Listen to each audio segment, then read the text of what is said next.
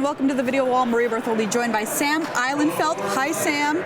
You did great, absolutely fantastic at your first Pro Tour, top 4 at Ixalan. Here it is, your second Pro Tour. This time, it's modern. How was prepping for this Pro Tour? It was tough. It's a new format for me, but I've been living modern, breathing modern, eating modern, drinking modern. Sleeping modern? Sleeping, all of it modern. All right, the last month or two. Tell everybody, what have you brought to this Pro Tour and why? I brought Burn. I've played a lot of modern decks. It was the one that I enjoyed the most. It's the one that felt like the most within my play style. One of the things I love about modern is that you can play a deck that fits your play style, and I really love Burn. All right, well, let's take a look at what you've got here as far as creatures are concerned. Eidolon of the Great Revel, Goblin Guide, Grim Lavamancer, and Monastery Swift Spirit. What roles do these play in your deck? They all deal damage. It's the most important thing. If you play a Goblin Guide or a Swift Spear on turn 1, over the course of the game, they're going to deal 4, 6, 8 damage potentially if they're not dealt with. Same for Eidolon. Eidolon's actually great in a lot of matchups where they're playing little things because every little spell they cast costs them 2 life. It's also great against Storm. Question though, how painful is it to put in this deck, put it in your deck literally sometimes for yourself? Actually, it can lose you games if you're not careful about it. Modern is a lot about sequencing your spells, and Eidolon is a very tough card to play. Sometimes you know you need to slam it on turn 2, and other times you have to hold on to it until a better point if you're playing against decks that you know don't have a lot of cheap spells. If you had it your way, which creature would you play first? Goblin Guide. Always Goblin Guide. All right, let's take a look at some of the burn in your burn deck. We've got Lava Spike, Lightning Bolt, Rift Bolt, and Searing Blaze, a 4 of, all across the board. These obviously the bread and butter of your deck. Yes. Yes, one person once said to me, 7 times 3 is 21. That's the most important part of burn, and you'll notice that all of these burn decks deal 3 damage, or burn cards deal 3 damage. Lava Spikes only hits players. It's a sorcery, so it's cheap. It does exactly what the deck is trying to do. Lightning Bolt is more versatile. It can hit players, or if you need to take a slightly more controlling role, you're dying. It hits creatures too. Rift Bolt, same thing. It's a slightly slower Lightning Bolt. It's just a lot of 3 damage spells. All right, let's take a look at some of your other burn spells here. A Tarkus Command, Boros Charm, and Lightning Helix that you're using double colors of mana to spend. So typically burn decks are red-white, and the green color in the burn deck, playing Naya Burn, that's gone in and out of favor. I tend to prefer a Tarkus Command over the alternative, which is Skullcrack. Skullcrack does have this upside where damage can't be prevented, but with a Tarkus Command, it's versatile. You can either prevent them from gaining life, or you can pump your team. This pumps your Goblin Guides, your Swift Spears, for an extra 2 or 3 points of damage. So tell me about the role that Lightning Helix plays in a burn deck, because not only you're dealing damage, you're also gaining life. That's actually, the life gain is nice. You take a lot of damage from your lands.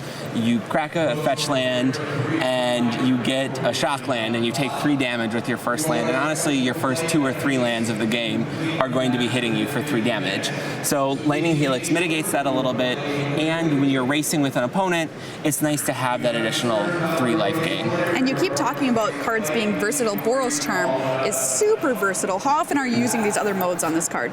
Very rarely, but there are times it comes up, and that's one of the reasons it's really nice. Hitting them for 4 is great. Being able to occasionally save a creature, you can figure out if it's worth saving. Sometimes a Goblin Guide is worth more damage, or if your Storm opponent tries to bolt your Eidolon, having the ability to save your Eidolon is a really nice thing. Well, the deck is pretty linear, so the next thing we have to talk about are your lands. Yeah. So how worried are you about the damage from this in the greater picture? Not really at all.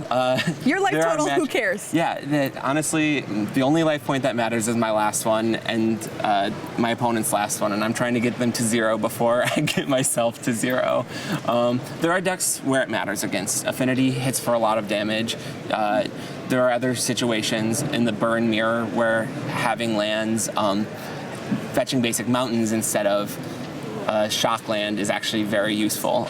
But they all fetch red mana sources, and that's what's most important. You say you sometimes play Bloodstained Mire on turn 1, your opponents are. I think you're doing something different. Yeah, there's a lot of decks that play Bloodstained Mire in Modern, and having a little bit of, same for Scalding Tarn. If I lead with a Bloodstained Mire or a Scalding Tarn and I pass, oftentimes if I don't have a turn 1 creature, I'll have a burn spell at the end of their turn, like a lightning bolt, for instance. All right, let's take a look at the final lands that you have included in your deck.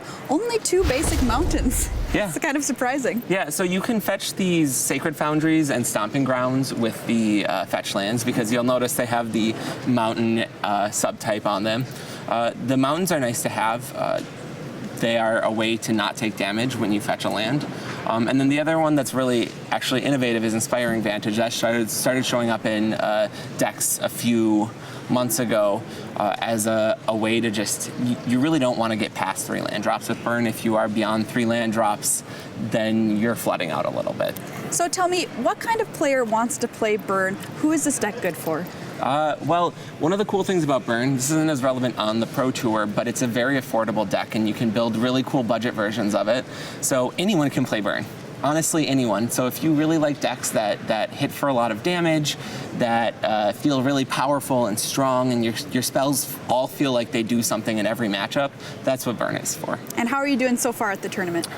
I'm 2-2. It's not my best finish, but so far in Modern, I'm 1-0, which feels great because it's a new format for me. Well, awesome. Thanks so much, Sam. Thanks, Best Maria. of luck to you the rest of the tournament. Thank you too. More magic after these messages.